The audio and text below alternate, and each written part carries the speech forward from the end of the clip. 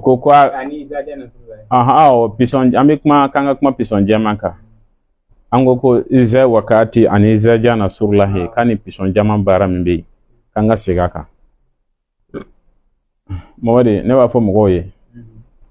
ne ma fo chef na fulo ko te tiyen de ne ma fo woklo ko te tiyen de nga wallahi ni bay fasaniya de wallahi ni bay fasaniya de adama de ni fasana ka sanfela soro bi jigira duguma siraka afamera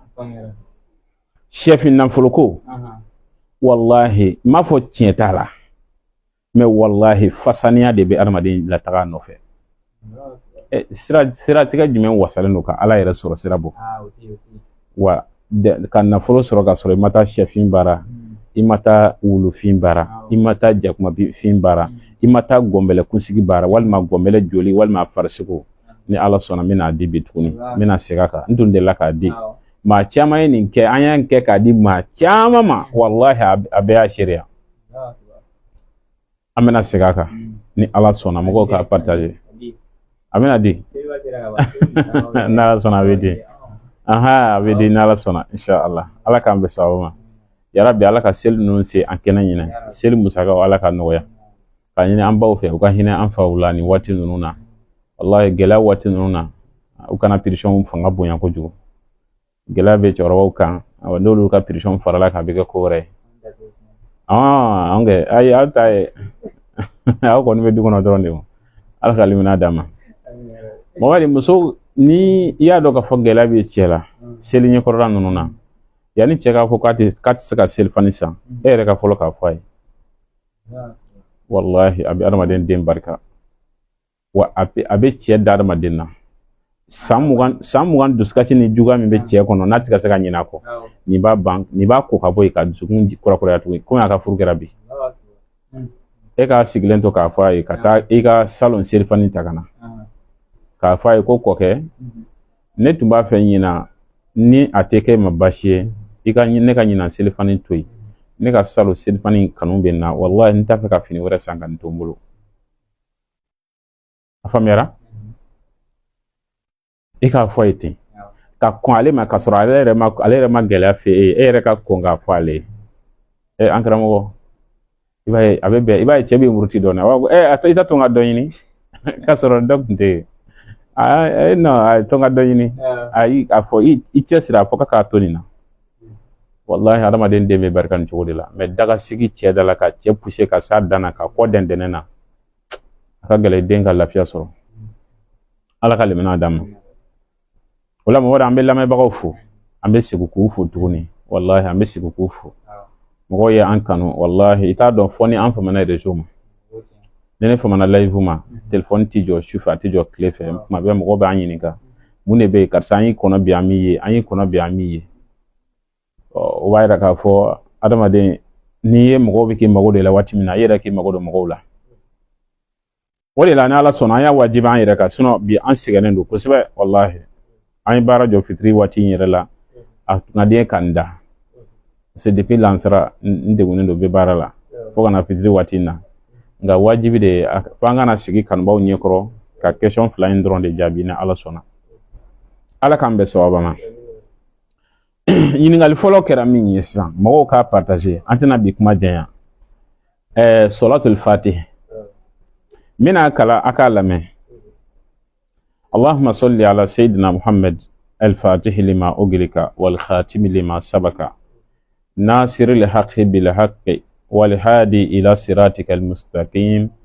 وعلى آله حق قدره ومقداره العظيم نين صلاة الفاتح صلاة ني أدم دينكا هرل لكليدي ودو سو شيما تجان على مجانا كباما أسبت لا أكا كما كان دولا بافو أكو صلاة الفاتح الله تعالى جنو كنكرمي من بلالا نفا كنكرمي دوبي صلاة الفاتح لا ko nale gindo yin fo kenekan ka seba ka kitabu la kenekan walma ka di kala do maka fo abeta wallahi ko du kolo kan don ba hakika ube ale joli boni daga o bayira ubina ale fagali daga kwa wallahi shamad tijan salatul fatih hakika gindo segere ubala ko nale ya fo ka fo adda kenekan ko dugukolo ka dɔnnibaga hakika o dɔnnibaga mun bɛ siran ala ɲɛ n'u b'u ka diinɛ dɔn n'u haminen don n'u ka diinɛ ye o tɛ diɲɛ ɲini n'a ye o bɛ ka lahara de ɲini n'a ye o dɔnnibaga ɲuman sahalen ninnu dɛ k'olu b'ale Cheikh Ahmadu Tijani joli bɔli daga dugukolo kan parce que a bɛna nafa min fɔ a bɛ bonya adamadenw hakili ma Suratul Fatiha la olu tɛ kabako ye o Alakira sallallahu alaihi wasallam ala y'a ladɔnniya dɔnni caman na o ma di mɔgɔ ma o tɛ mɔgɔw ni yɔrɔ ye ala ka lemɛnaya d'a ma donc o ye maratabaw de adamaden bɛ s'a ma de k'a labɛn ko tɛ dɛ mɔgɔ bɛ s'a ma ala fɛ n'i ye baara kɛ Suratul Fatiha mabani an bɛna don a la an karamɔgɔ Agib Soso a ko a ka kumakan dɔ la a ko ale y'a ta mɔkɛw nɔ la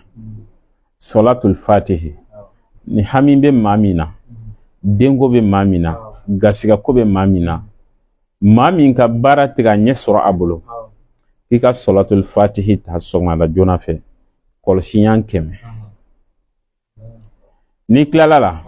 i b'a ɲini ala fɛ ala ne filɛ ka Suratu min wurudi i ka nin baraji ni a hinɛ lase alakira ma sallallahu alaihi wasallam nka ala ni hami de bɛ na dɛ fantanya de bɛ na alakira kama ani Suratu in kama i ka ne ka mago ɲɛ wallahi an karamɔgɔ ko yɔrɔnin kelen don a dɔw bɛ jaabi Suratul Fatiha o de la kana nin sɔli kana da ɲini nin na quoi a kɛ komi i yɛrɛ ye fatɔ de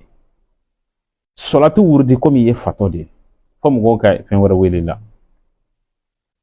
i y'a faamuya i bɛ telefɔni wɛrɛ ta i bɛ TikTok in contrôler ka ye i b'a image contrôler a faamuyara nin y'a sira fɔlɔ ye n t'a dɔn n'i y'a faamu sɔgɔma siɲɛ 100 dɔrɔn hami bɛ maa min na k'a kɛrɛnkɛrɛn k'a dabɔ a kama ala ne bɛ ka nin Suratu in wurudi a wurudi kun tɛ foyi ye ala i ka a hinɛ lase alakira ma sallallahu alaihi wasallam ani sahabaw k'a kɛ alakira fɛnɛ kosɔn ani Suratu in barika kosɔn ni hami bɛ ne na ala i k'a dilan wallahi yɔrɔnin kelen k'a bɛ dilan Sheikh Agib Soso a ye nin de fɔ Allahu akbar a ko Suratul Fatiha ni maa min tɛ se a 100 la parce que n'i ko dɔw k'a 100 kalan u tɛ se dɔw bɛ mɛn a kan kojugu n'o tɛ tɔrikatigiw kɔni b'a 200 kɛ diɲɛ don o don sɔgɔma siɲɛ 100 wula fɛ siɲɛ 100 kalo la a bɛ bɛn 6000 Suratu siɲɛ 6000 ma san kɔnɔ a bɛ bɛn Suratu siɲɛ 70,000 ani dɔɔni ma walima 70,000 ni 2000 de ma san kɔnɔ 6000 sigiyɔrɔma 12 ye joli ala ka lemina d'an ma tɔrikatigiw bɛ nin de kan san 1 bɛ ten san 2 bɛ tan san 3 dɔw bɛ san 40 sɔrɔ nin kan dɔw ye san 50 sɔrɔ nin kan dɔw ka Suratu Fatiha minɛ ka to ka wurudi 200 diɲɛ don o don fo ka a bɛ bɛn 70,000 ani 2000 wala o ye tɔrika sira fɛ mun b'a wurudi 100 sɔgɔma 100 wula fɛ an karamɔgɔ k'a y'i to tɔrika kan ka Suratul Fatiha kɔni to i bolo kɔni i ka damakasi yɔrɔ de y'o ye dɛ a yira ala la n'a ye wallahi kana da diɲɛ foyi la ka tɛmɛ kɔlɔsi kan an karamɔgɔ n bɛ nin fɔ kɔlɔsitigiw ye tuma caman adamaden mɔgɔ bɛ se ka jigiya dɔ kɛ ka da adamaden kan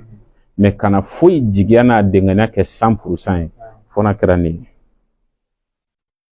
n ye n damakasi ala la sisan ka bɔ n y'a ɲini ala fɛ n ko n bɛ ka taa garisɛgɛ ɲini de la ne bɔlen filɛ nin n dalen dɔ la n bɛ garisɛgɛ sɔrɔ fo dengania ka k'i la ala deli la parce que n ye ala de deli wa a bɛ kɛ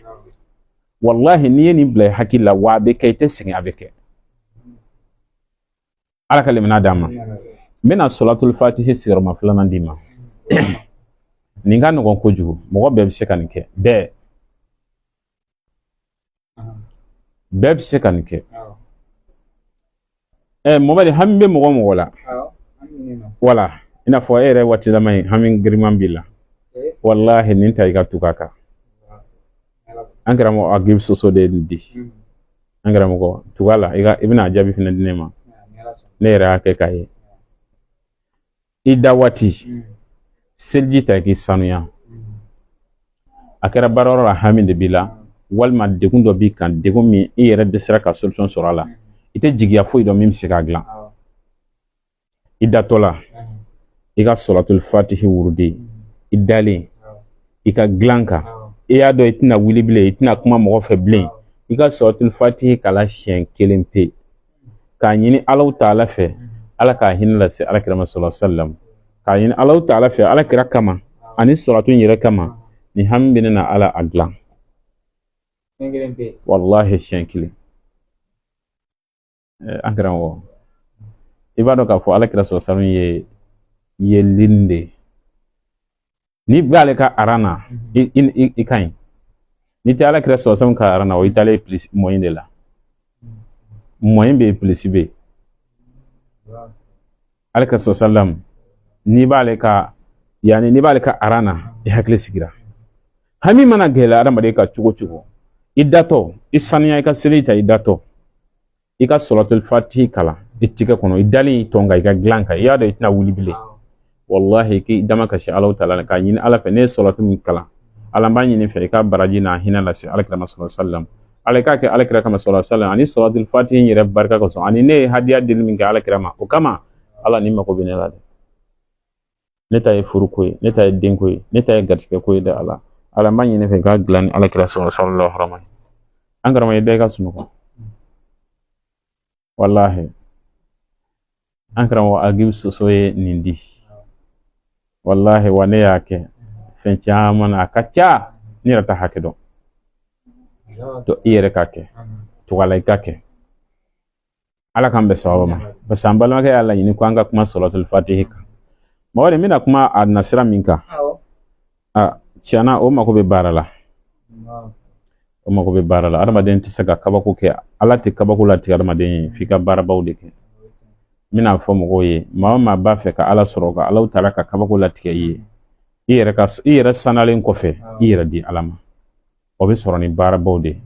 wa suratul fatihi n bɛna adadu dɔ di an ma an ka cɛsiri k'a kɛ n bɛ Allahu Taala deli ya Rabbi Ala k'a nɔgɔya an ma suratul fatihi